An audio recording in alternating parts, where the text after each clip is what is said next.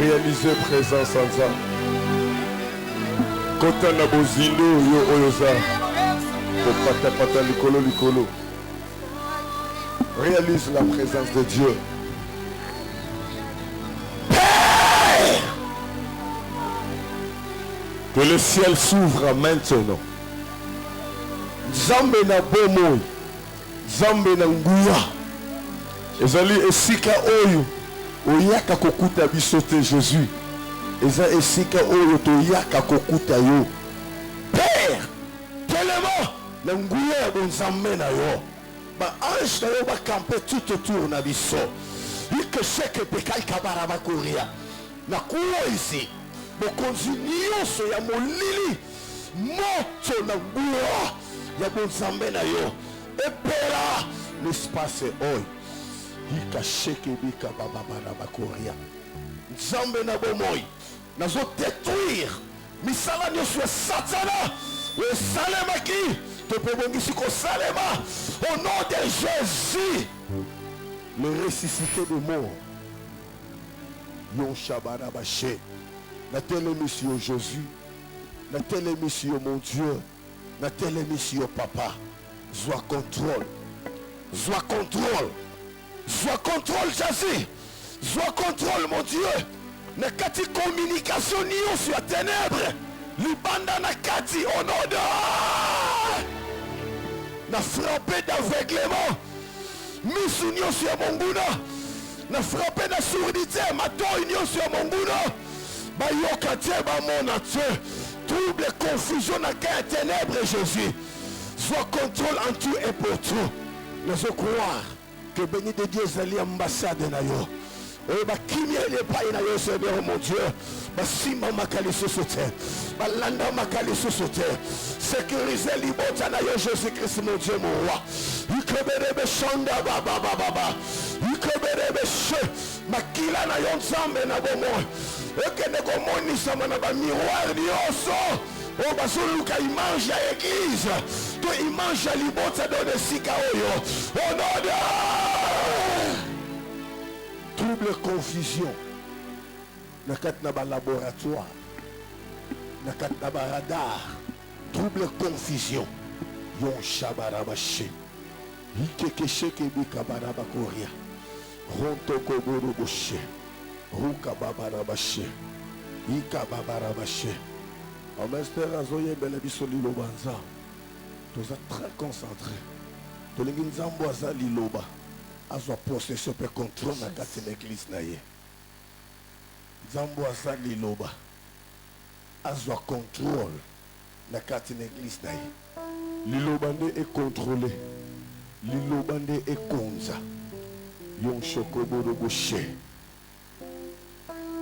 Roshokoboro bouchaka baba baba baba. Roshokoboro bouché. Rekebebe biché. Orokoboro bouchuka baba baba baba. Merci Jésus. Te bolo bokolo. Merci Saint-Esprit.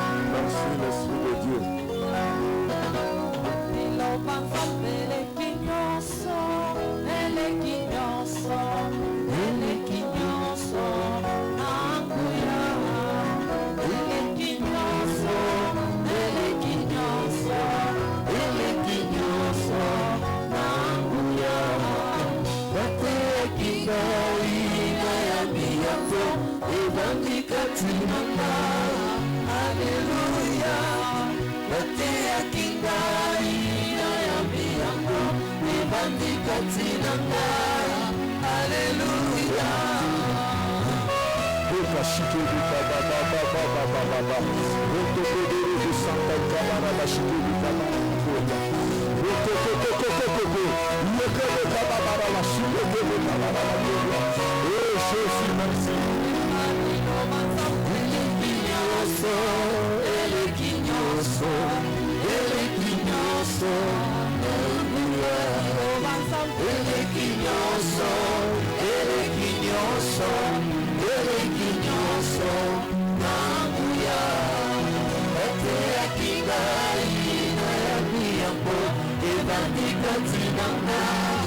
Alleluia, bateyaki ngai na yambi yango, evandi kati nanga. Alleluia.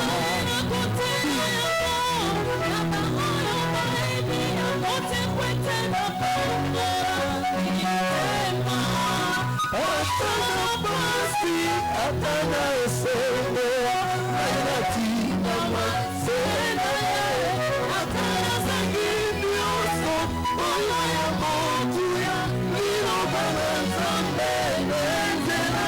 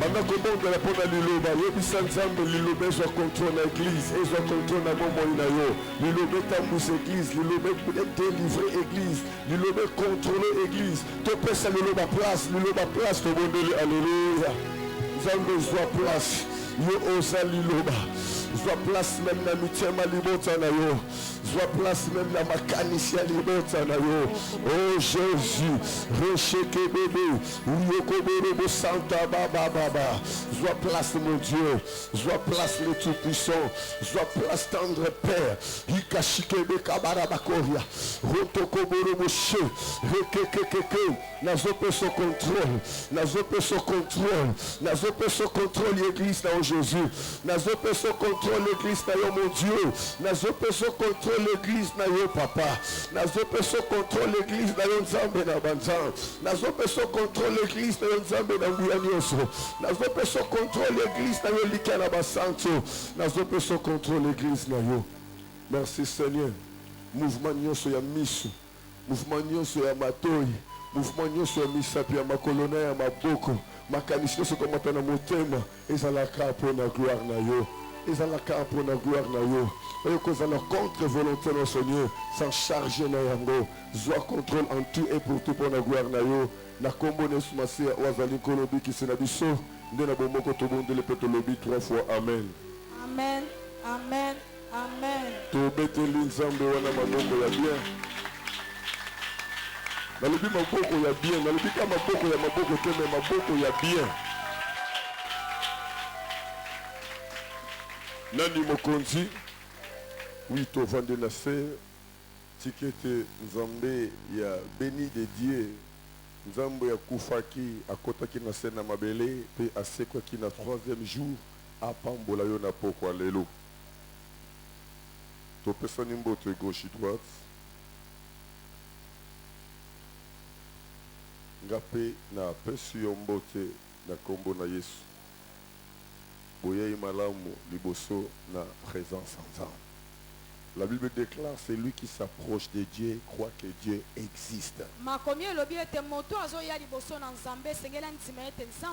C'est lui qui s'approche de Dieu, croit que Dieu existe. Bien-aimés, nous avions parlé sur la délivrance. Je vais survoler à ce que nous avions eu la fois passée pour que nous continuions notre thème aujourd'hui. J'avais dit, bien-aimé, la délivrance, c'est une action de délivrer. C'est une action de délivrer. Nous pouvons dire la délivrance, c'est la destruction des œuvres sataniques. La délivrance, c'est la destruction des œuvres démoniaques. Et j'avais dit la fois passée, bien aimé, il faut faire très très attention. La délivrance n'est pas le fait que les esprits crient.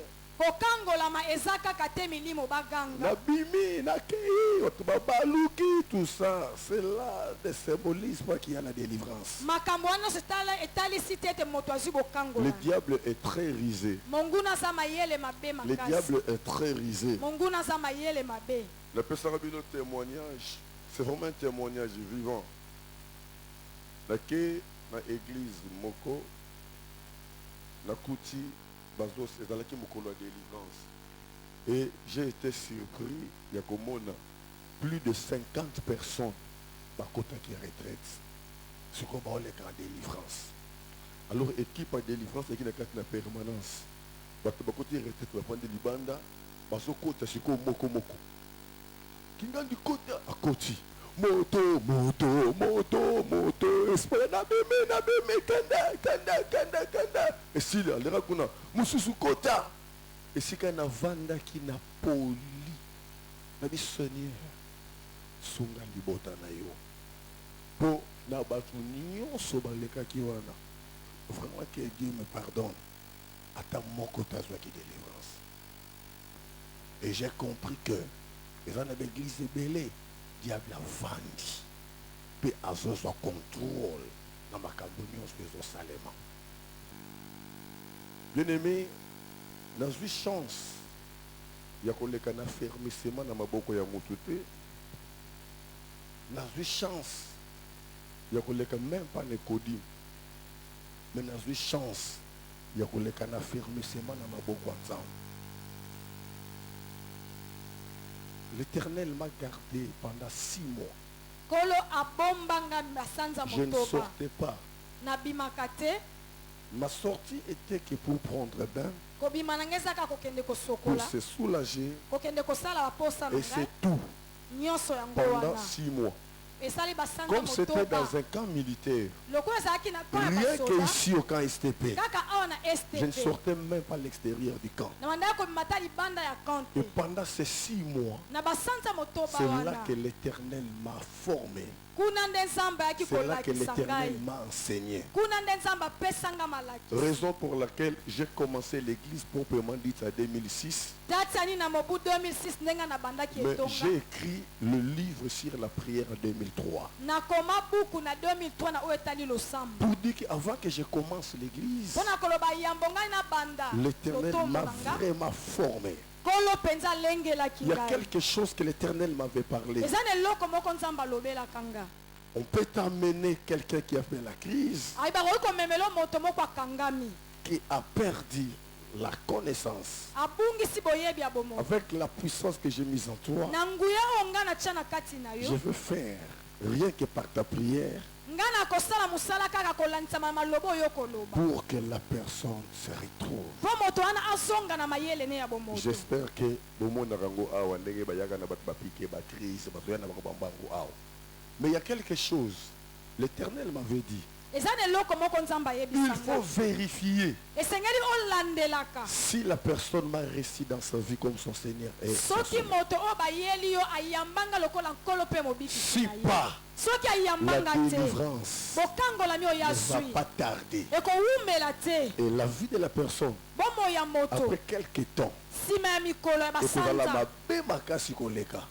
Comme Christ nous enseignait dans Luc chapitre 11 verset 24. Ndenge Kristo atalisa biso na mokanda ya Luka mokapo ya 10 na C'est yango. par là, bien-aimé, Eza je kuna vous ai parlé nde la fois passée, nalobelaki que bino le maleleki. premier chemin, Ete nzela ya la première liboso. voie à suivre Nzela ya liboso ya pour la kolanda. délivrance, Mpona kozwa c'est bokangolami. d'abord Eza nanu. d'accepter Jésus-Christ dans sa vie Kondima Kristo comme lokola son nkolo Seigneur et son mpe Sauveur. mobikisi na bomoi na Là, yo. on devient maintenant un enfant de Dieu. Na ntango wana nde okomi mwana na nzambe. Comme déclare la Bible dans Jean chapitre 1 verset 12. Ndenge makomi elobi yango na mokanda ya À Yohane tous qui l'ont reçu, na baye à nyonso tous qui bayamba croient à ye son nom, na baye nyonso tu leur as bandimelaka donné kombo na le ye pouvoir apesi bango de devenir mpifo enfant de Dieu. bakoma bana na nzambe. Et je vous ai parlé, tout yayebisaki celui qui bino n'a pas reçu Seigneur Jésus-Christ dans sa vie, moto nyonso yamba Kristo na son bomoi na nom ye ne se te figure pas dans le royaume des cieux. kombo na eza na buku ya likolo Il n'a te même pas la place dans le ciel. aza te na esika te kuna na Raison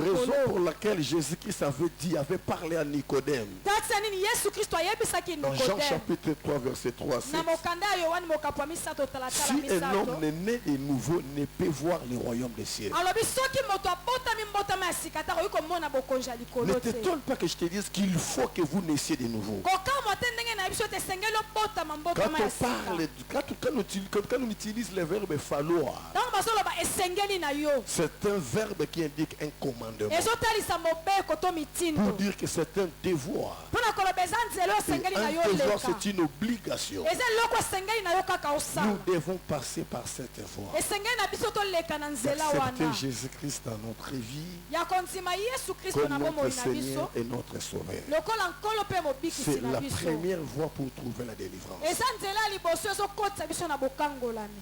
Alléluia. Alléluia. Alléluia.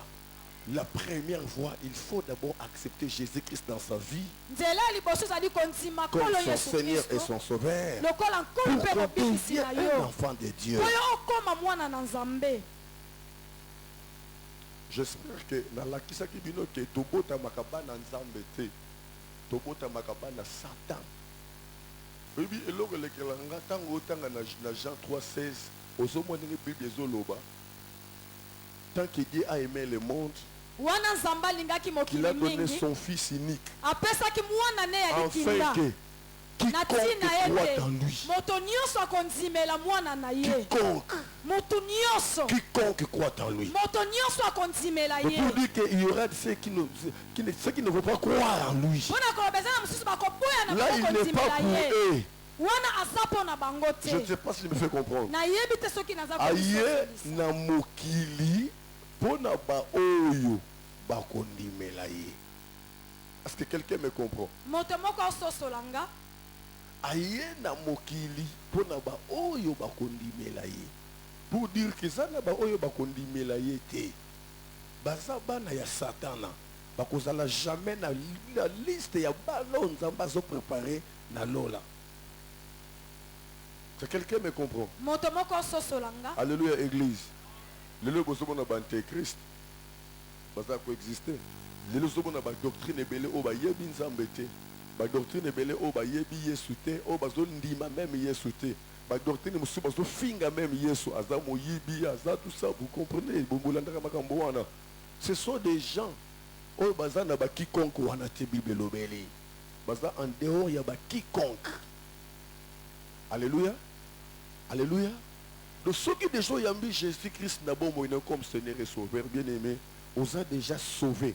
Au comme moi dans l'ensemble. Tant qu'on a ce problème, ceux qui ont réfléchi, ont revenir dans ce qu'on a eu, on a le droit de la pardonner. Alléluia. Mais moto yamba Jésus-Christ comme Seigneur et Sauveur il est considéré comme un païen. Sa prière ne peut jamais être exaucée. Moto atikala koyamba Kristo te aza mopagano pe losambo nyonso akosala kotikala ko. La repentance n'a pas de place pour cette personne. Koyamba la moto ana kosala nzamba kotala ngote. Là on a pour se comprendre. Donc awa nazo pesa yo lokola affermissement pour to yeba ko corriger ba fondation na biso. Balingi to redynamiser ba fondation na biso. Donc zonga susu ne bandeli affermissement na yo. Zonga penza ne bandeli. Mutu ayamba Jésus-Christ te na bo moina ye. Lokola kolo pe mobikisi na ye. Prière na ye e yo ka makepa nzambe te. Repentance na ye ezalaka na effet te. Aza considéré te, aza compté te. Pour mutu azala compté pa nzambe, il faut d'abord ayamba Jésus-Christ d'abord moina ye comme Seigneur et Sauveur. Akomi déjà mwana na nzambe. Kombone e kobami na buku na bomoy. Et ce qui a sali ma bé et qui a reconnaître ma bé na ye. Azongi kosenga pardon et pas nzambe. Na décision ko tika ma bé wana nzamba olimbise. Petango nzamba olimbisa ye akwe effacer, a obosana, a se souvenir ne loko mokote. Nenge Bible le bi na Hébreu chapitre 8 verset 12. Alléluia église. Loba amen à bien.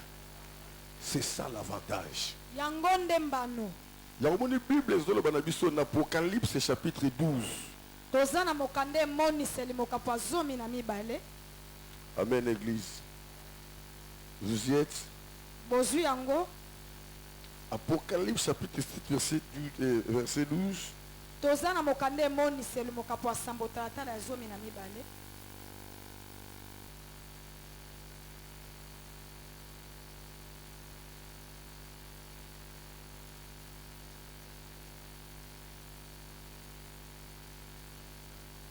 La Bible dit ceci. Ma combien lobi boye?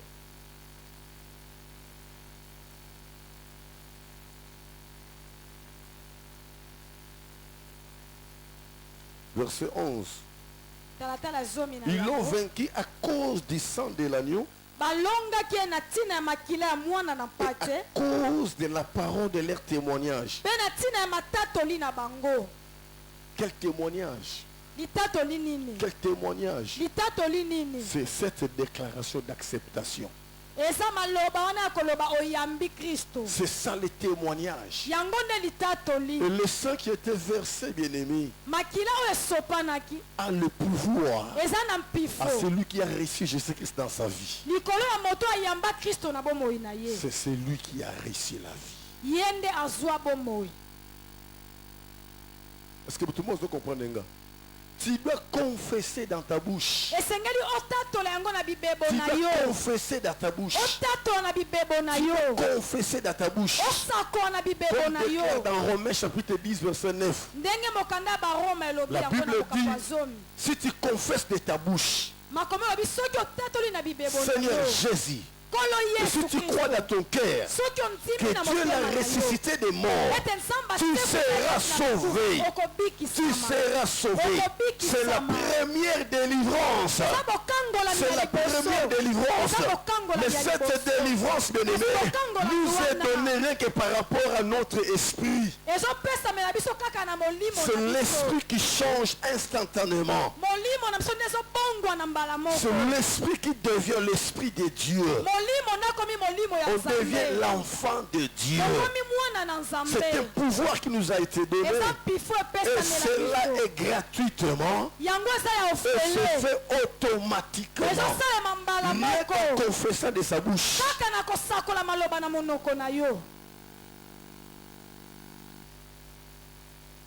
Nous avons un problème très sérieux à l'église. Il y a des gens qui prient. Mais ils n'ont jamais confessé dans leur bouche. Ils n'ont jamais confessé dans leur bouche.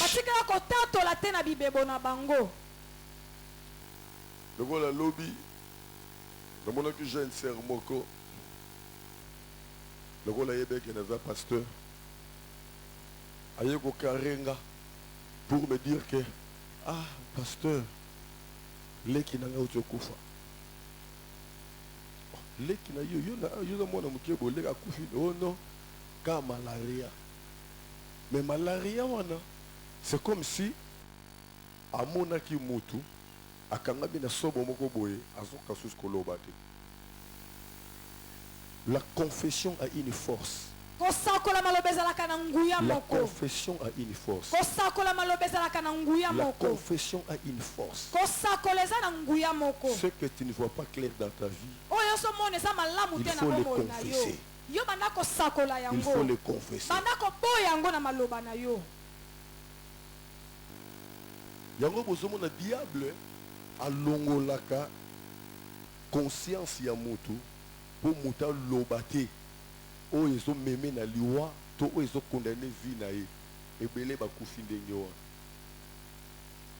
ebele bakufa ndenge wana aza na likambo na motema mais azo kokoloba te diable alongoli ye eloko wana ya koloba pe ake na liwa ba oyo balobaka baza ba o baza prédestiné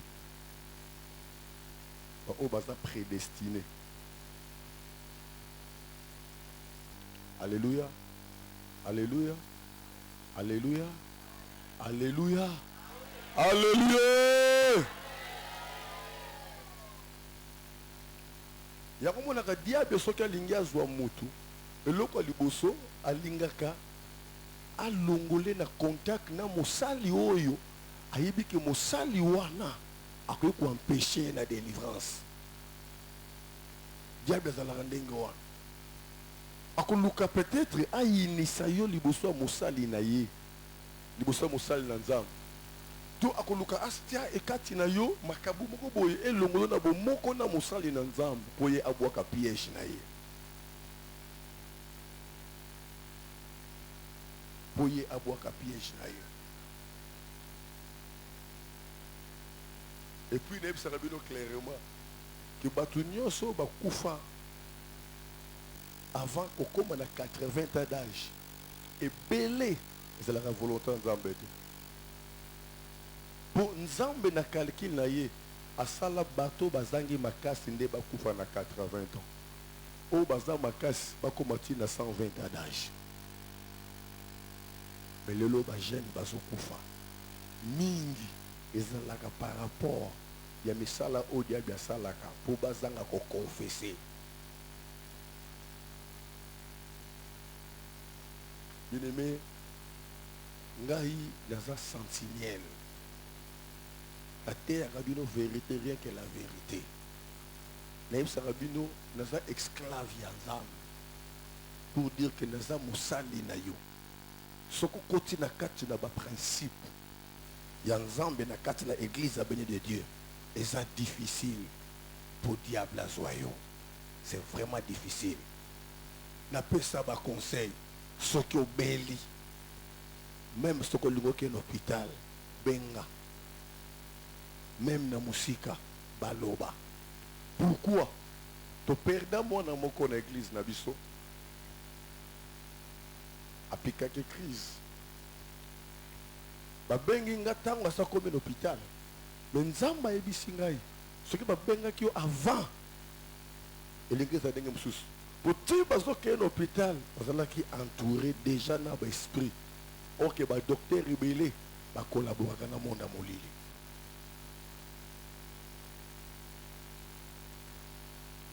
Vous êtes déjà moins en ensemble. Force et outil de confession. Il faut qu'on confesse. La Bible déclare toutes les langues qui s'élèveront en justice contre toi. Tu la condamnes. Pour dire que l'Éternel t'a donné le pouvoir. L'Éternel t'a donné le pouvoir.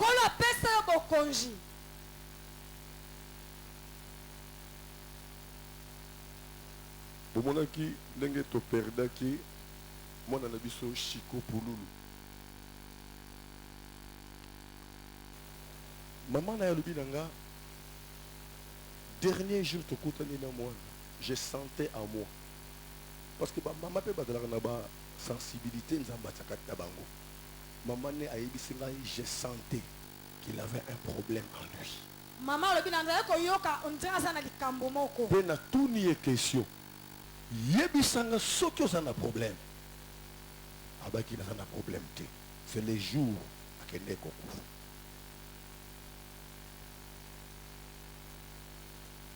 C'est les jours akende kokufa. Bien aimé, osoyambi Jésus-Christ na bomoi na yo, okomi mwana na Nzambe. Tant ozotambo na se na ba principe na Nzambe, eza difficile pour diable asimba yo. Et tant que ça se retrouve dans erreur, le Saint-Esprit te touche. Vous allez revenir dans la droit devant Nzambe. Nzambe azo pardonner yo, pe azo yeba le sus comme mayo.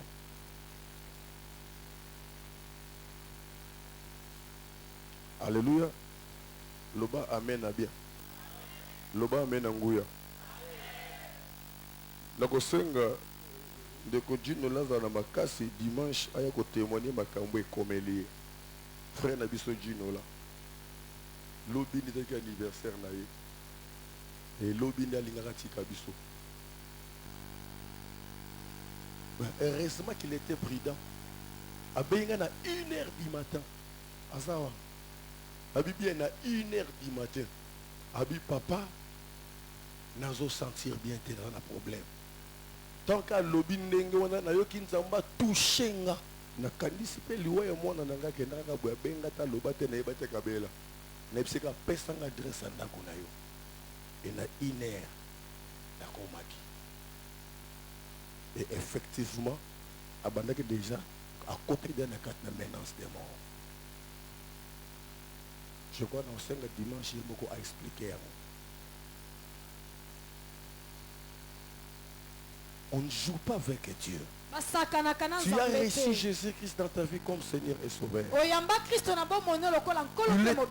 dans ta vie. Tu dois comprendre que tu n'es plus seul. Tu es maintenant avec Christ.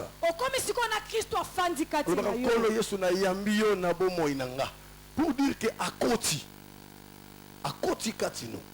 Nous sommes dans le Apocalypse chapitre 3 verset 20. Voici, je me tiens devant ta porte et je frappe. Si quelqu'un ouvre, j'entrerai, je souperai. Pour dire que je resterai avec la personne. Le problème maintenant, c'est à toi de prendre conscience que j'ai quelqu'un à moi que je dois entretenir. Quand tu fais quelque chose, tu dois penser à celui qui est en toi. Vous savez, il y a des fois, tout ça, la ramakamuloko la bapagan, tout ça, ça na oyo azakati na bisu. Mo payanyo sobande konanga, ce qui o attristé yé. Atazan le kambagoloba, agoloba. Atazana conseil à kopesa, à vendre na mawa, des fois na souci, des fois na passe. Et ce que mon dit ma belle le kiton ko le ki jusqu'à ce qu'il osani à kokende. Non pesa bino exemple moko. La kende ko bonde la na ndako moko na mbinza. Famille moko ezwinda ku ya sika. Alaki na bondela ava bakota. Tant na kei na bondeli. Et comme il a ça la service, il y a ovandisa nzambe na kati na ndako wana na moni nzamba boyi. Chiko eleke lingai comment nzambe aboyi kovanda na ndako wana. Nazo sa la prière za ko Seigneur révèle nga ba chose cachée. Pourquoi lingi kovanda na ndako yote? Nzambe talisanga, nzambe talisanga, nzamba yeko talisanga. Il y avait un problème dans la famille wana. Problème ni boyoka nezala kité entre bana yaya bana leki bana bakulutu bafandi ndako moko bamsu basa binemi baloba na kate bamsusu babunda enzamba lobi na ndako wana moyena vanda esate esa ndenge moko na bavi na biso esa na bande ko mususu yesu ayaka na batambo kwa muke mikolo wana ndeko komi ko sambela ami pese pa nzambe na mwata moko boye omona molimo nzambe pa zuma courage ya kovanda mais mingi milimo lokola so yamba yesu na bomo na yo eza difficile molimo akende atika yo to nzamba atika yo atikote mais sauf que akozala triste moye asala ekozala te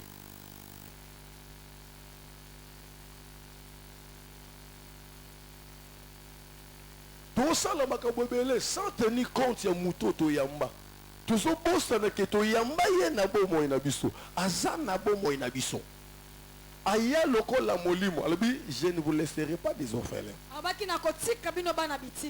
mon esprit viendra habitera sur vous. Je serai avec vous jusqu'à la fin du monde.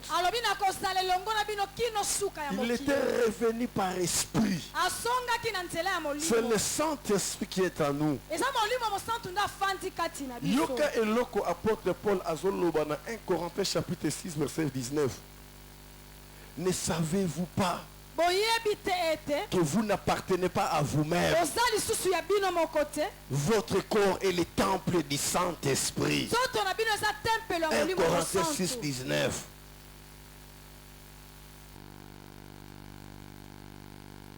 Nous avons la Bible, le Saint-Esprit vous convaincra au péché. La Bible déclare la chair est faible. Mais l'esprit est très bien disposé. La chair est faible. La chair est faible. La chair est faible. La chair peut être corrompue. La chair peut être plongée dans le péché, dans le mensonge, dans le fétiche. La chair peut être plongée dans toutes sortes de choses. Mais l'esprit ne te laissera pas libre. Si tu es prédestiné, l'esprit commencera à te toucher. L'esprit commencera à te déranger pour que tu reviennes à Dieu. Nous ne vivons pas dans les péchés. Nous ne sommes pas les pécheurs. Mais ça arrive que nous péchons.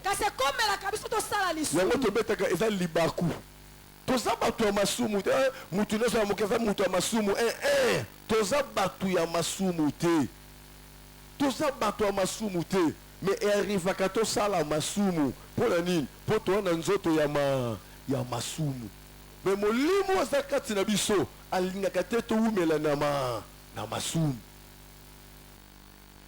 So moni muto sa lisumu aza à l'aise. Lisumu comme vie normale. Yebete et pas na ye mon limo santo asala ka lisusu te.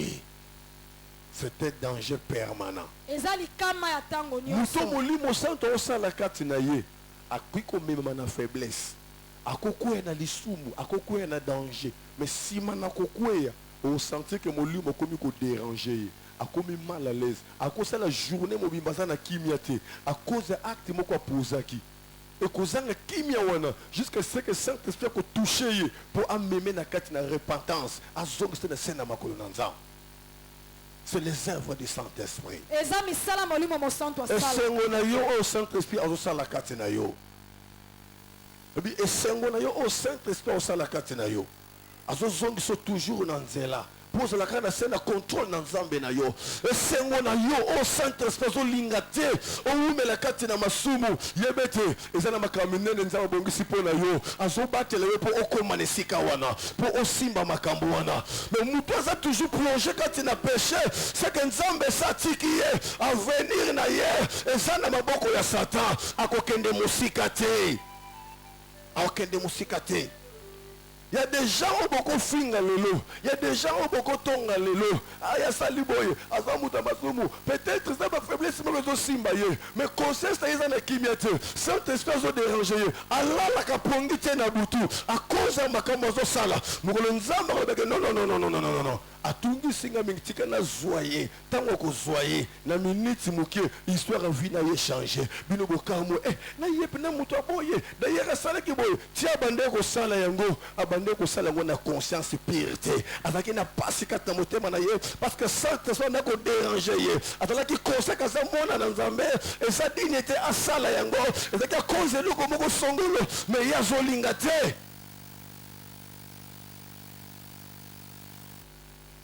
Mais il y a ce lingate. Et c'est un mouton Saint-Esprit qui a interpellé Boutou Moy. Et c'est un mouton Saint-Esprit qui est mal à l'aise à cause cause de la vie moko, à cause du péché moko, à cause de l'écart moko salaki, Saint-Esprit au tungisaye, Saint-Esprit au déranger, c'est que ma promesse en Zambé est tellement minée, Nzambe zo lingata perdre yango, yango zo landaye, yango zo beta ye sete, azo beta ye fimbo, et okomona ndeko wana, atalaka na kimiate. Atalaka na kimiate. Omona azo sala makambo moko tika sala. Mais vous sentez que ça pour ça n'a été. Nous avons mon moi ça comme un niveau qu'on ligue mobile moko à cause de la souffrance.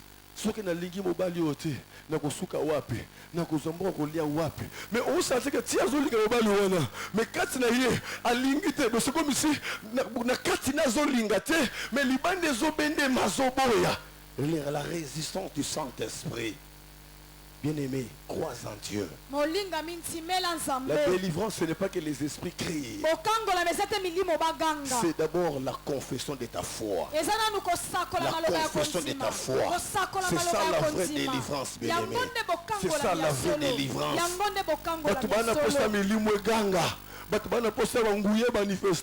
Non. Ah, en église, parce que Nzamba zapana nguya asala nguya de na kat na église na ye mais yango ndete ko bongo la moto et lori ko bongo la moto eza liloba na Nzamba il faut liloba na Nzamba travailler kat na motema na moto yaya nazo kamba lelo na kat na église pasteur azote ya bandi bazo kanga avancer prêche bazo tia bambongo oui eza bien mais quand Jésus prêchait il y a des gens qui pleuraient quand Jésus prêchait il y a des gens qui étaient incapables de se mettre debout pour retourner leur maison. Quand Jésus prêchait, les gens restaient stupéfaits. Les gens restaient pendant 3 jours sans manger ni boire de l'eau à cause de ce qui sortait de la bouche de l'Éternel. Mais aujourd'hui, l'église est devenue une place de slogan, où le pasteur est élevé, mais le Christ n'est pas élevé. Aujourd'hui, bien-aimé, laisse-moi élever la parole. Laisse-moi élever la parole. Laisse-moi élever la parole. Laisse-moi élever la parole.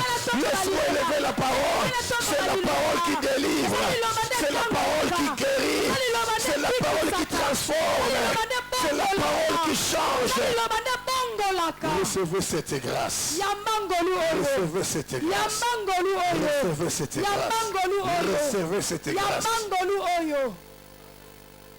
Kotonga ka mutu te pa osala mabe. Obite pourquoi sali mabe wan? Ni ne tindi sala mabe wan. Peut-être hier beaucoup conscience les a dérangés. Peut-être hier beaucoup ça zongi na sena makona nzabe na pasi na motema. Yo na kata ignorance na yo ozolo bananzoto. Te sika dial bazo frapper batebele, azo gagner batebele na kanaye. Il faut moli mo ganga kati na vie ya moto. Il faut moli mo sala kati na vie ya moto. L'apôtre Paul a déclaré tout m'est permis. Tout m'est permis, mais tout n'est pas utile. Tout m'est permis, mais tout n'est pas utile. Tout m'est permis. J'ai la force. J'ai le sang chaud. Je peux faire tout ce que les gens font. Mais est-ce que c'est nécessaire pour moi de le faire? Est-ce que c'est nécessaire pour moi de le faire? C'est là où se trouve un problème. C'est là où se trouve un problème. Tu cherches la délivrance.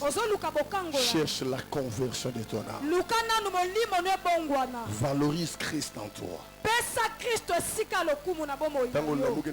Christ a sepé la bien. Na kopambola mana journée lelo.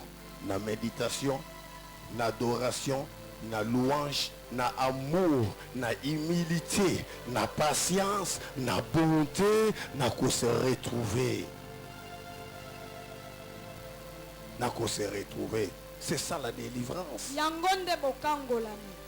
C'est ça la délivrance. Les futurs nous cachent beaucoup de choses. Nous ne voyons qu'aujourd'hui. Il y a une sœur qui m'a appelé à l'étranger. Je ne sais pas si nous sommes connectés à l'internet.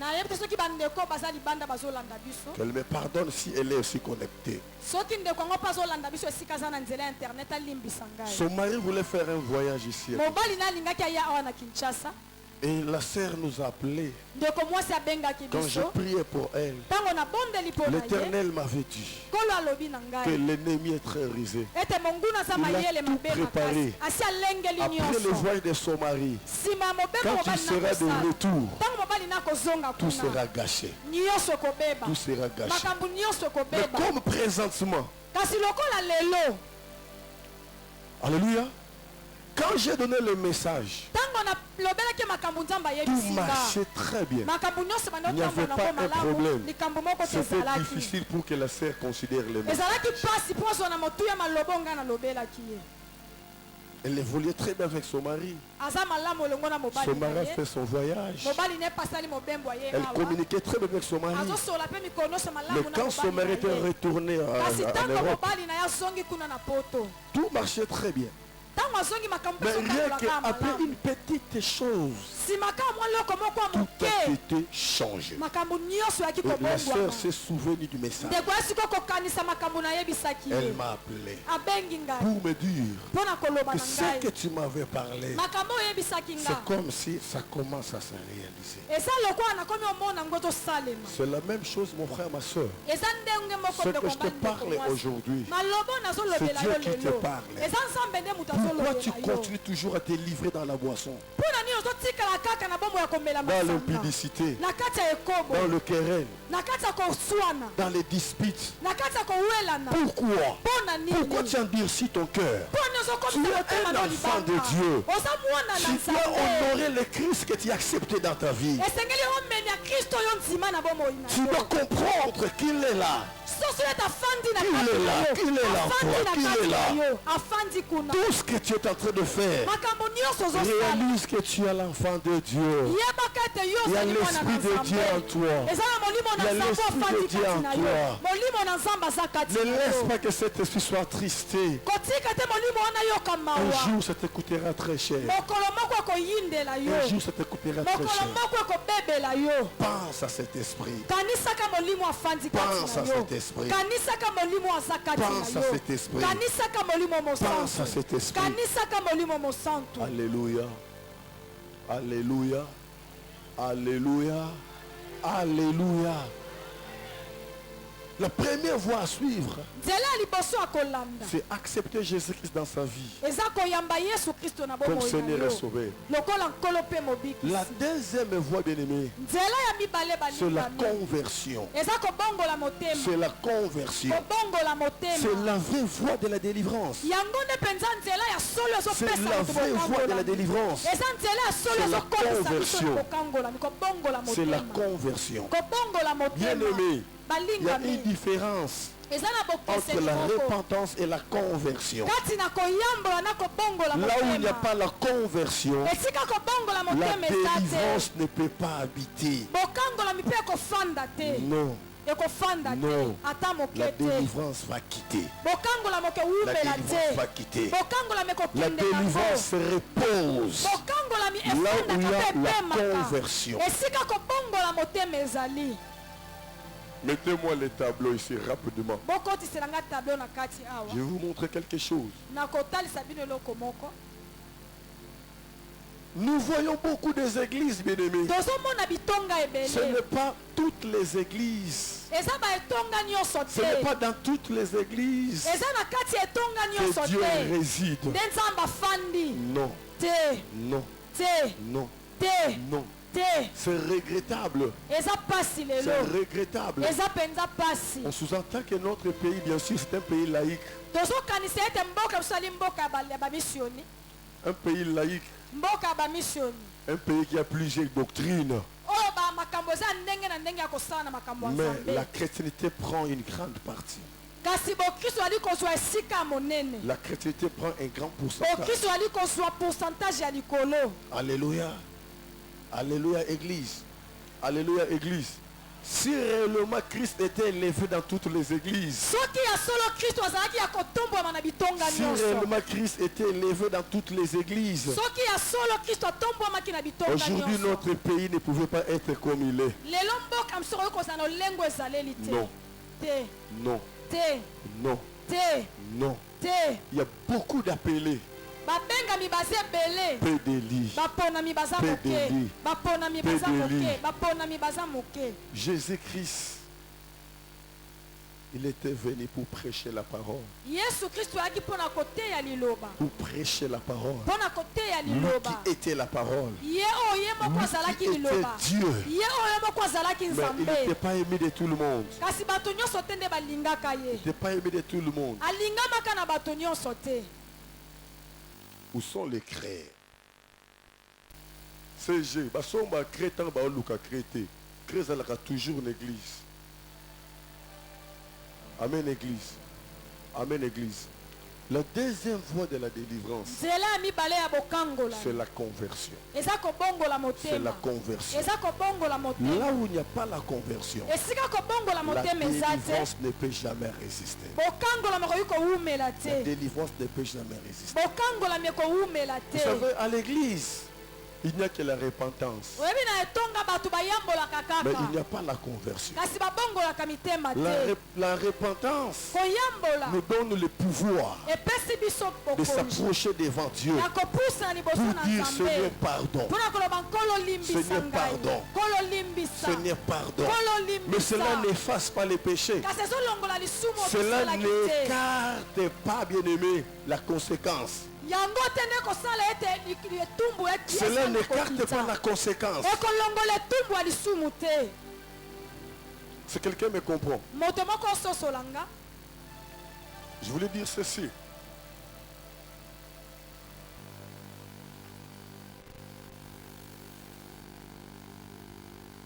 La personne qui est païen, moto aza mopagano maintenant il est devenu un chrétien. akomi sikoyo mokristo Dans sa vie païenne, na bomoi ne ya bopagano si peut-être il était prostitué, soki ntango mosusu azalaki ndumba il était ivrogne, je ne sais pas moi, azalaki molangwi tout ce qui lui est bloqué dans sa vie païenne, nyonso ekangaki na bomoi ne ya bopagano c'était 100%. mobimba na ye ezalaki mpenza ya bopagano. Alléluia.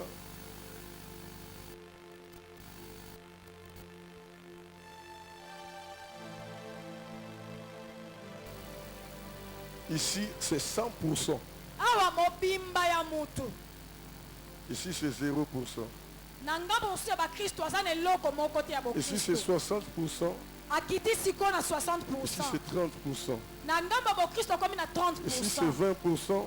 na bopagano akiti na Ici, c'est 20%. 10%. na ngambo ya bokristo aza na 10%. Qu'est-ce que je dis par là? nangi naloba nini? La personne commence par ici pour monter. moto abandi na pourcentage ya se azali komata likolo Dans sa vie païenne, na bomone ya il bopagano avait commencé à essayer à prendre de la boisson un peu, abandaki komekameka komela masanga petit à petit. malembe malembe. Alléluia. Quand la personne accepte Jésus-Christ comme son Seigneur et son Sauveur, ntango moto ayambi kristo lokola seulement, nkolo mpe mobikisi seulement na ye l'esprit qui change automatiquement. ezaka molimo nde Seulement abongwani l'esprit mbala qui change moko instantanément. molimo kaka nde Mais abongwani son âme ne change pas. kasi elimo na ye ekobongwana te. Son âme ne change pas. elimo na ye ekobongwana Son te. âme reste comme elle était. elimo kotikala kaka ndenge yango Écoutez-moi très bien. ezalaki yokanga malamu. Mais cette personne qui a reçu Jésus-Christ dans sa vie comme Seigneur et son Sauveur, kasi moto ayambi kristo lokola nkolo mpe mobikisi il va na ye commencer maintenant à haïr la vie païenne. akobanda sikoyo koyina bomo Il ya va commencer bopagano. à négliger beaucoup de choses. akobanda sikoyo komona makambo ebele pamba. Amen. Alléluia. Là où c'était 100%, il va commencer peut-être à descendre jusqu'à 60%, esiko makambo nyonso ezalaki ya mabe banda sikoyo kobongola jusqu'à yango 20%, azokita malembe jusqu'à malembe 10%, akiti ntina 10%. jusqu'à ce qu'il va monter à 0% de la vie pécheresse. sikoyo na ngambo ya bokristo bandi sikoyo komata. Écoutez-moi très bien. Il y avait une sœur. ezalaki na ndeko moko ya mwasi Il y a des gens qui sont ici, ont écouté ces témoignages. eza na bandeko baza awa bayoka litatoli oyo. Nga zaki surpris. Bandeko basa bazaki na retraite wana. Toki na retraite moi 7 jours. Sœur wana leki liboso a témoigné. Alors bitango na yaki na béni de Dieu. Azaki na mibali 6 pour donner ko sakala ba. Na zaki na retraite wana. Là, il a arrêté cela. Vous voyez bien, il y a 6. Habitant la yena béni de Dieu. Na yoki mateya. Na bandi ko kita. Na komaki na bango 3. Tant que tu as une retraite, mususu na yoki mateya. Na yoko tika. Na tikali na moko. Et tant que mateya siminga. Si na moni cette fois-ci, na tika na nous vie wana. Est-ce que quelqu'un me comprend? Donc tant que vous avez la vie païenne, vous avez la vie à Bonzambe, au sentir que pour ça on est mokile ça nul et banda ko diminuer. On a Saint-Esprit à travailler katinayo. Le loba tei et suyo et continue. Tant que vous avez réfléchir au bois qui biloko musus au kiti. Le bikuna batei uzongi nanda ko telivi na yo au kiti jusqu'à ce que on komati na zéro. Au petit qui m'a cambonios, au matis qu'on a 0%, il y a qui dirais-je, il y a vie païen, au commis qu'on a 0%, il y a vie chrétienne. Si qu'on tant ou a ozo quitte a osani, ozo mata. L'appelle ça exemple. Tant vous avez une vie païenne, vous avez posé la musique mondaine. Musique mondaine, musique qui a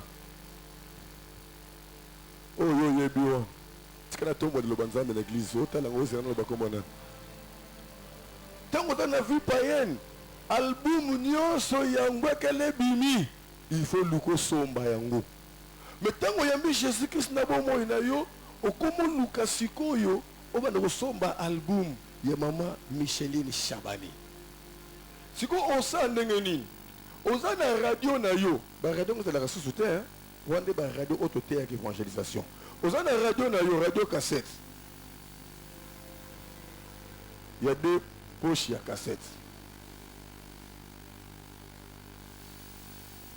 Tant que dans la vie païenne, ce qui album o bimi, aujourd'hui album no ya kalawana, il y a musique ya mokili. Au tiango na côté il y a record. Aujourd'hui ya sika, au tiena play. Alléluia. Il y a sikatanga zobeta et ça qu'on fasse ya kala. Il y a sikezo remplacé pose la toujours na temps. Oza toujours na temps.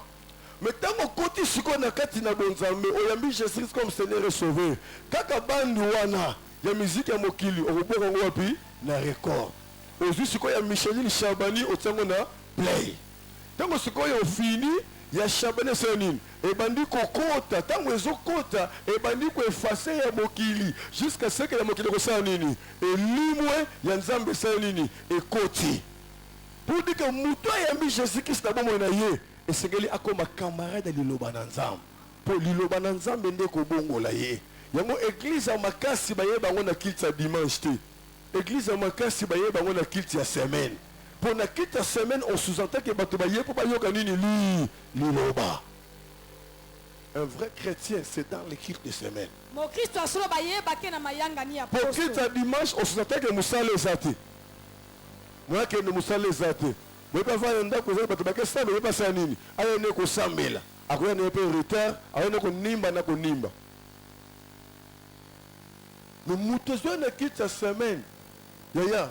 Attends, qui mais ceux qui ont lu mon même na quitte sa semaine, vous voyez que le lobby est changé. Parce que nous sommes pas très compliqué. Il y a une vie na yo, ko tonga mutute, ko finga mutute, ko critique ka mutute. Na faiblesse ya moninga, sunga yo pese makasi. Mais ko chola yete. La Bible déclare que le fort supporte le faible. Ma belle comment d'église. Ce qui me connaît, nous sommes dans l'église. Au lieu de la souci, il y a des gens qui ont critiqué, beaucoup ont rejeté, beaucoup ont mis le pagano. Beaucoup ceux qui disent que nous avons fait des musique pour être qui botte à lobby. Beaucoup perdre de conabino. La deuxième voie de la délivrance, bien aimé, c'est la conversion. C'est la conversion. C'est la conversion. C'est la conversion.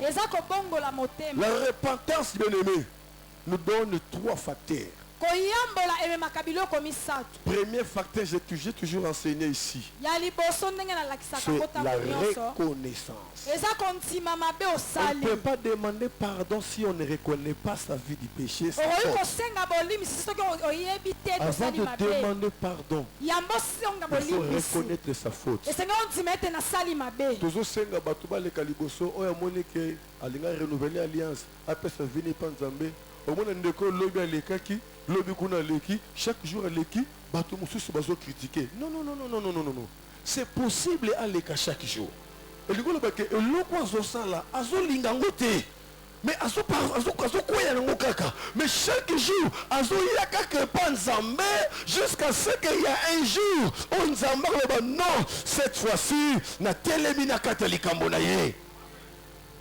Mais église eza na bato bazotiola bazokritike oyo yakendaka kaka alekaka bien aimé tika ye alekaka kaka ayebi eloko ezolekisa ye eza na mokolo oyo akoleka lisusu te.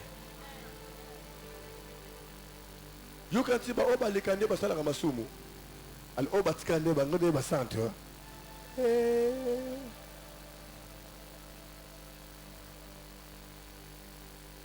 la reconnaissance, bien-aimé. On ne peut pas s'approcher devant Dieu pour demander pardon si on ne reconnaît pas ses fautes. Mais ce n'est pas seulement par la reconnaissance. Après la reconnaissance, vient les inquiétudes. La force de demander pardon se trouve dans les inquiétudes. Keba bato ba kif kif. Amona danger. Il faut senga pardon nani. On senga pardon, on senga pardon te. Eh yaya, yaya, notre Dieu résiste. Oh. Oh. Et senga no pardon l'église, kolinga to senga pardon l'hôpital. Pour belé ba senga pardon l'hôpital. Tango zoko kasusu abandi ko luka moya ko senga pardon. Tango santu to makas au reconnaître c'est le mot senga pardon. Inquiétude et sa force. Ou est-il que muto kende ko senga pardon. Inquiétude. C'est l'inquiétude qui donne maintenant le troisième facteur, ce qui donne quoi? Le courage. Le courage. Oui, na simba makana verset, il y a repentance. Na mukanda ya Luc. Chapitre 15. Luc chapitre 15. Verset 17. Repentance. La Bible dit ceci. Écoutez-moi. Étant rentré en lui-même. C'est quoi? C'est quel facteur? La reconnaissance. Étant rentré en lui-même. C'est une reconnaissance. Il s'est dit. Combien de mercenaires chez mon père ont du pain en abondance? Et moi ici, je meurs de faim. C'est quel facteur? C'est quel facteur? Les inquiétudes. Les inquiétudes. Je me leverai. J'irai vers mon père et je lui dirai, mon père, j'ai péché contre les ciels et contre toi. C'est quel facteur? C'est quel facteur? La décision. C'est le courage, c'est la décision. Si ces trois facteurs ne se retrouvent pas dans ta repentance, c'est que tu es loin de la face de l'Éternel. Mais là, nous donne que ce pouvoir de demander pardon à Dieu, peut-être pour récupérer la paix. Mais cela n'enlèvera pas les conséquences des péchés. Mais là, les péchés ne seront pas effacés.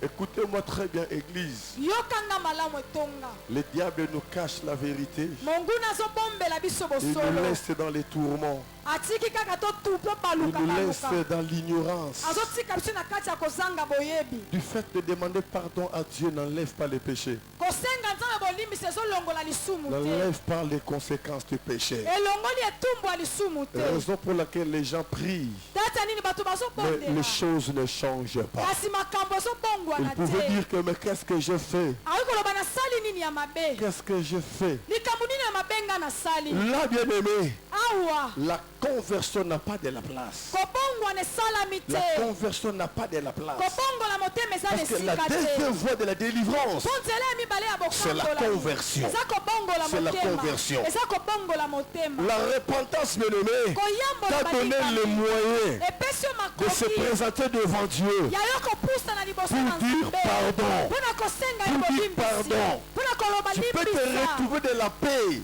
Okoki kozwa kimia na après motema. avoir demandé pardon. Nsima na yo kosenga Mais les bolimbisi. péchés ne seront pas effacés. Kaki lisumu yo osalaki elongwe Conséquence du te. péché ne sera pas effacée. Etumbu ya lisumu mpe Il faut qu'il y ait elongwe maintenant la te. conversion. Esenga sikoyo mbongwana esalema. Et la conversion maintenant c'est quoi? Kobongola motema sikoyo eza nini? C'est l'abandon Eza de kotika. ce qui t'a envoyé dans la repentance. Makambo C'est ekotisa yo kati ya l'abandon koyongola de kotika. ce qui t'a poussé de se repentir. Makambo nyonso etindika Et si tu tosenga nzambe kolimba. abandonnes, Soki otiki c'est yango. là où vient la conversion. Nde kobongola motema En ce ekosala. moment-là, les péchés seront maintenant Na ntango wana sikoyo nzambe azomona et susu tu ne makunga na vivras plus yo les te. conséquences. Nzambe aopesa lisusu etumbu moko te. Quelqu'un m'a compris. Moto moko asosolinga. Quelqu'un m'a compris. Moto moko asosolinga. Oza na kati na église, oza frère, ozotambola na sœur, batei, oyoki passe, osengi pardon. Mais soki ozwi décision okabwana na ye te, pardon na yo ekomemela yo récompense moko te. Ekopesa kimia peut-être, mais ekolongola conséquence ya lisumu te. Et la conséquence à l'issoum. Pour la conséquence à l'issoum, il faut confesser. Tant au confesser au Seigneur, au tiki. C'est ça maintenant la conversion. En ce moment-là, conséquence ne soit péché salinini et l'ongwe. C'est ce que apôtre Paul nous a enseigné. Dans Actes chapitre 3 verset 19. Repentez-vous. Repentez-vous. Et convertissez-vous. Pour que vos péchés soient effacés. Pour que. C'est une conséquence. Pour que vos péchés soient effacés, il faut la conversion après la repentance. Repentez-vous et convertissez-vous. Entre la repentance et la conversion, il y a un nez à l'intérieur. C'est ça ce qu'on appelle le et de conjonction. C'est le et bien-aimé qui unit deux mots. ezali oyo ezali kosangisa maloba mibale maloba mibale biloko mibale maloba mibale. C'est l'intercession mathématiquement parlant. ezali esika oyo biloko mibale c'est l'intercession. eza bokutani Ce ya n'est biloko pas nyonso l'union. eza Ce n'est pas l'union. eza bosangani Si c'était l'union, soki ezalaki on bosangani pouvait dire repentez-vous oyokola boyambola ou convertissez-vous to bobongola pour que vos mitema péchés soient po effacés. masumu na bino elongwa Aujourd'hui, lelo si je dis soki nalobi appelle-moi jolie bengelanga et joli Henriette na Henriette pour que je leur parle. mpo nalobela Si bango tu m'appelles seulement jolie, soki obengeli je ne parlerai pas. Avant que je parle, il faut que je vois jolie et Henriette. Pour que vos péchés soient effacés, il faut qu'il y ait la repentance et la conversion. C'est là où vient maintenant la délivrance. C'est là où vient maintenant la délivrance. C'est là où vient maintenant la délivrance. C'est là où vient maintenant la délivrance. C'est là où l'ennemi n'aura plus de la force. L'ennemi n'aura plus de la force. Parce que la force de l'ennemi se trouve dans la vie du péché. La force de l'ennemi se trouve dans la vie du péché. Alléluia.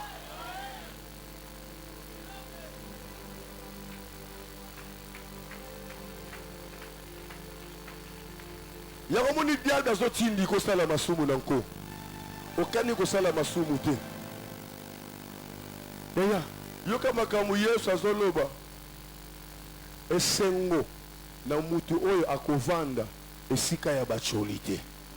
Contrairement ngoloba mawa na oyo akovanda esika ya ba. Yango moni diable pas sumu kisayo, il faut tia muta songi pembeni na yo. Atobono ko sumuka tango betoli solo songi du fait que yo ki yango o compatir na ye ok na vie à péché fimwa diable ko simba yo diable ça organisé force de zakat na péché atolingi ko sumuka te a ko sumukisa yo akotielo mutu e ko betolo kaka masolo moko po akotso na kati ya vie à péché afin que alongola yo bénédiction yango to ba une église to suka libanda to kota na katite. Bonjour, boni, bien. To kota na bozindo te, mikolo zo mona na te, on dirait au diminé, yango obela ki, bongo bando ko mela ba ki sunini. Ba ki sa ko lingi yo te, na tu na mama leki na biso yeba bela ki meloko, amela ki si moko bona ko yelu ango. Yo utulingi o yeba ngati wapi.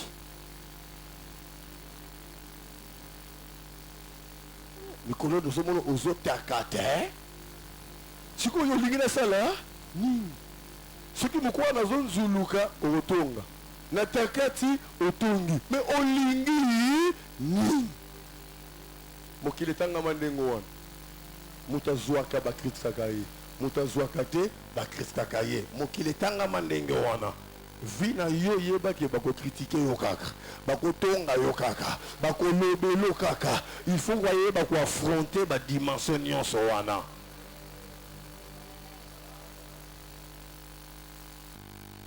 Alléluia, alléluia.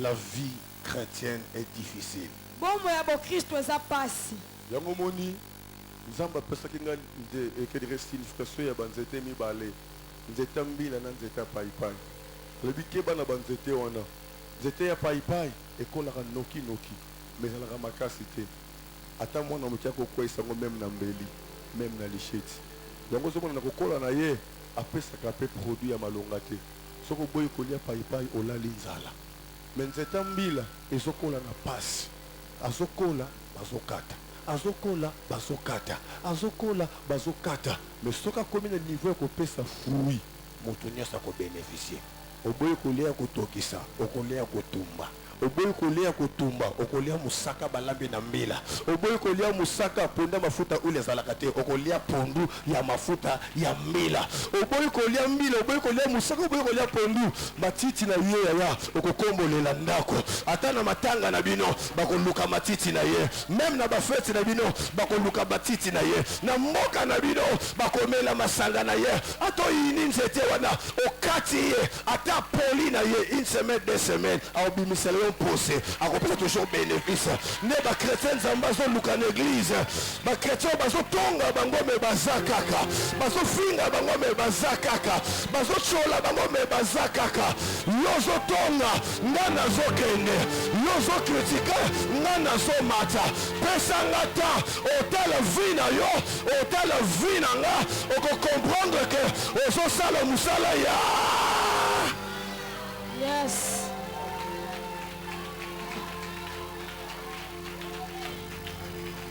Alléluia, alléluia, alléluia.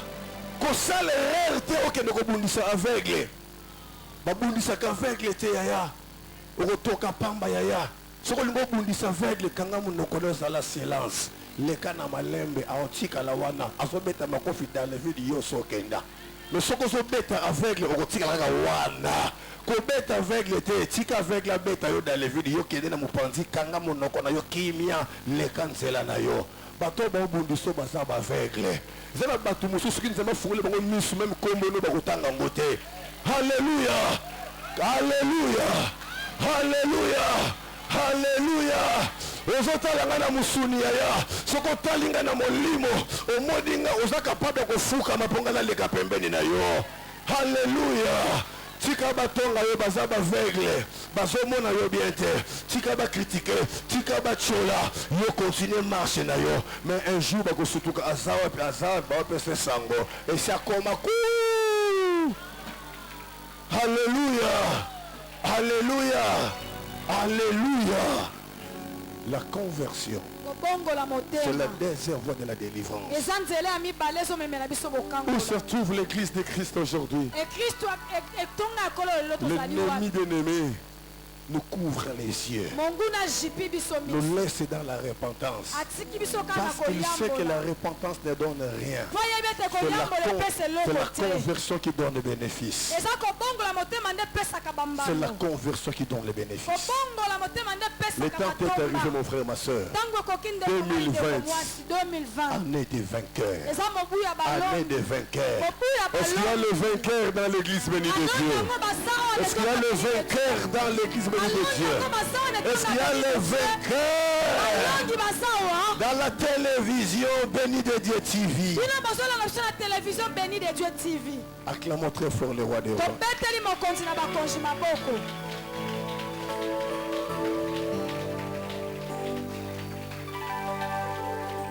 Je veux que nous chantons une chanson avec Maman Esther. Kotika ngate na kwea, kotika ngate na zonga sima. Satan zulu ke loko boka moke po abimisa. Azomoya ko retenir yo. Oh Jésus, merci. Yes. Sois libre de chanter, tu peux te mettre debout. C'est une prière pour toi. Merci Jésus.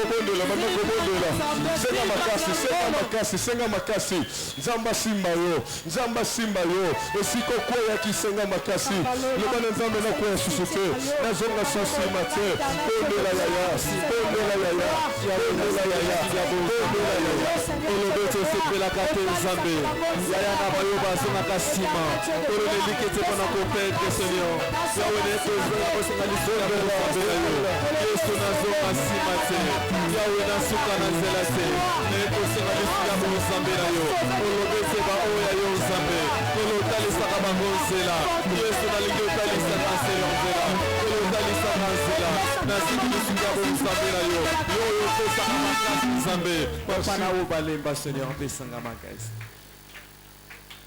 nalingi tosala susu pa ya foi si réellement le Saint-Esprit t'a parlé. Soki ya solo molimo mosanto alobeli yo na Tu passes poko ya devant, je lelo vais prier pour toi. oleki na liboso na kobondela Si pona yo réellement tu prends la décision ce soir, soki mpenza solo ozwi mokano na tu prends poko ya lelo l'engagement. ozwi Tu komikotisa dis non, olobi te je vais encore changer.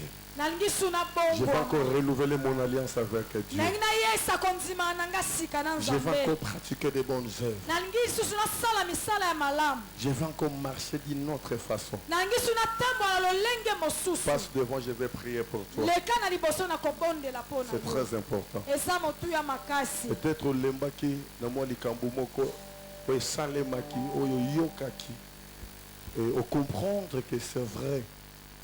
Olingo renouveler alliance na yo na Nzambe. Merci Saint-Esprit. Merci l'Esprit de Dieu. Yango tozosenga kaka na bandeko nyonso balingi baservir Nzambe na béni de Dieu baleki na secrétariat va se présenter. Peut-être posa na département, mais au sentir que moi faiblesse moko ezalaki, au sentir qu'il y a solo moi négligence moko ezalaki, olingo renouveler alliance na Nzambe parce que année autre le baki to wana droit ya erreur te. Muto betelo li solo e ko bimiso na volonté Nzambe te. Noki te bien da ko profiter pendant ko kanga yo. Pesa vino e panzam, soit décision. Ebele bazomona na musuni, bazomona na molimo te. Bazo bate ninezo ya liboso na bango. Oh Seigneur, fungola libota no miso. Baye besika bazaba mona sika bazokende. Simba motema na yo, loba liloba moko e panzambe par rapport à oye poussio liboso to model na Kongo na Yesu.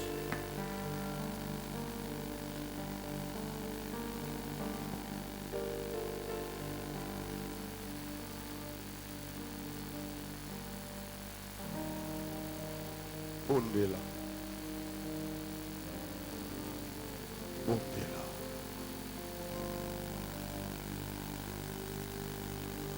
Ondela. Ondela.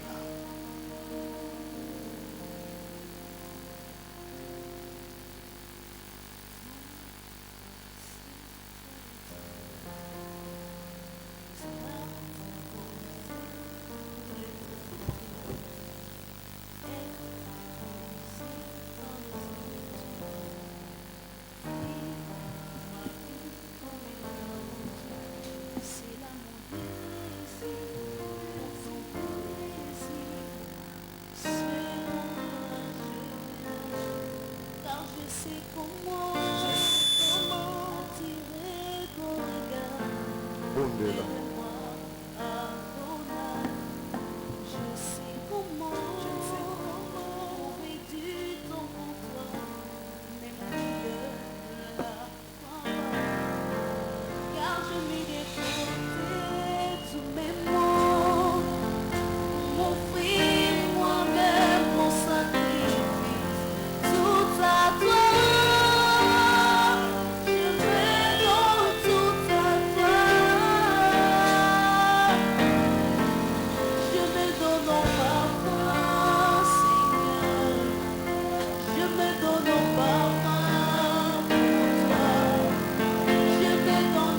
Prie ton Dieu, même toi qui es resté là-bas, ata yo ndeko otikali ya nsima kuna ya kofanda même toi qui nous suis à travers l'internet, ata yo ndeko ozwa na biso na nzela ya internet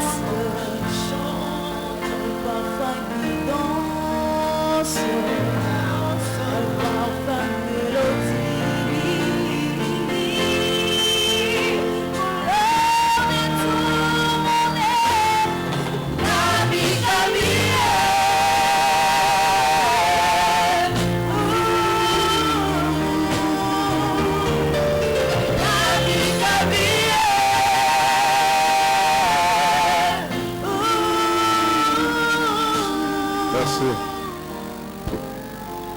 Père, je te présente, Seigneur mon Dieu, ton peuple. Tata natalisi yo libota na yo. Vois mon père, ma mère. Mona papa pe mama na Vois ngai. mon frère et ma soeur. Mona elenge mobali elengo mwasi. Seigneur, ne sont pas venus devant moi. Kolo baye liboso Ils na sont ngai. venus devant toi. Bayende Parce liboso qu'ils na croient que ngai. tu existes. Bazontimete yo Écoute, sabi. Seigneur mon Dieu, Yoka nkolo nzambe na nga. les paroles de leur cœur. Yoka maloba ya mitema na bango. Justifie-les par ton sang. Longisa bango na nzela. Purifie-les par ton sang. Betola bango na nzela. Père, Yo tata. écarte Longola. tout ce qui était préparé Nyonso pour les ebongisamaki. condamnations. Mpona kokatela Au nom bango. de Jésus, Kombo na Yesu. renouvelle leur vie. Yesa bomona bango ya Renouvelle leur intelligence. Yesa mayele na bango Renouvelle ya leur sika. force. Yesa Afin makasi qu'ils na bango ya sika. marchent Po ete d'une batambola autre façon. na lolenge Pour que mosusu. la gloire te revienne. Po nkembo ezonga Au nom de epai na yo. Jésus-Christ, Na notre kombo na Yesu Seigneur, Kristo kolo mpe mobikisi na biso Sauveur. kaka moko mpe mobikisi. nous avons ainsi prié Nde na bongo tokondeli. en disant 3 fois gloire au Seigneur. Gloire au Seigneur, gloire au Seigneur, gloire au Seigneur.